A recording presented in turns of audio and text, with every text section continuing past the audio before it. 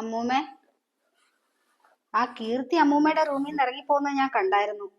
ഇനി മാല അവളാണോ എടുത്തത്? അപ്പൊ അവള് തന്നെ. വേറെ ആർക്കും ധൈര്യം വരത്തില്ല അമ്മൂമ്മയുടെ മാല എടുക്കാൻ. ഡി കീർത്തി! എന്താ അമ്മേ? നിന്നോട് ആരടി പറഞ്ഞത് അമ്മൂമ്മയുടെ റൂമിൽ കയറി മാല മോഷ്ടിക്കാൻ? ഞാൻ അമ്മൂമ്മയുടെ മാല മോഷ്ടിക്കാനോ? അമ്മ എന്തൊക്കെയാ പറയുന്നേ? ഞാൻ എന്തിനാ അമ്മൂമ്മയുടെ മാല മോഷ്ടിക്കുന്നേ? ഞാൻ ഒരിക്കലും അങ്ങനെ ചെയ്യില്ലമ്മേ. അമ്മേ, ഇവളുടെ ബാഗ് സെർച്ച് ചെയ്ത് നോക്ക്, അപ്പൊ അറിയാലോ. അത് നേരാ മോള് പറഞ്ഞത്. മോള് ചെന്ന് വേഗം ഇവളുടെ ബാഗ് എടുത്തിട്ട് വാ. ഇതാ അമ്മേ ഇവളുടെ ബാഗ്.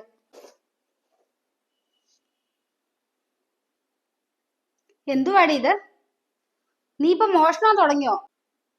എന്റെ ഭഗവാനെ, ഇത്രയും കാലം പാമ്പിൻ കുഞ്ഞിനാണല്ലോ പാല് കൊടുത്തത്. കണ്ടോ, ഒരവസരം വന്നപ്പോ ഇവള് തിരിഞ്ഞു കൊത്തിയത് കണ്ടോ? അമ്മേ, ഞാൻ ഒരിക്കലും ഈ മാല മോഷ്ടിച്ചിട്ടില്ല.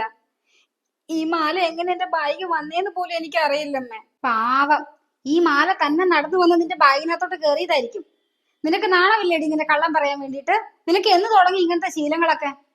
നിന്നെ പോലുള്ള പെരുങ്കള്ളിക്കേ ഈ വീട്ടിലെ സ്ഥാനമില്ല. ഇറങ്ങിക്കോണേ ഈ നിമിഷം ഈ വീട്ടിൽ നിന്ന്. അമ്മേ, അമ്മ അങ്ങനെ പറയല്ലേ. ഞാൻ അമ്മൂമ്മയുടെ മാല മോഷ്ടിച്ചിട്ടില്ല. ഞാൻ സത്യ പറയുന്നേ. അമ്മ എന്നെ ഇവിടെ ഇറക്കി വിട്ട ഞാൻ വേറെ എവിടെ പോവും? നീ എവിടെ പോയാലും എന്റെ അമ്മയ്ക്കും അമ്മൂമ്മയ്ക്കും ഒന്നുമില്ല. അമ്മേ, ഇവളോട് ഇറങ്ങി പോവാൻ പറ. മോള് പറഞ്ഞിട്ട് കേട്ടില്ലേടി? എന്താന്ന് വെച്ചാൽ എടുക്കാനുള്ളത് എടുത്തിട്ട് വേഗം ഇറങ്ങി പൊക്കോണം. അവളുടെ ഒരു ബാഗ്.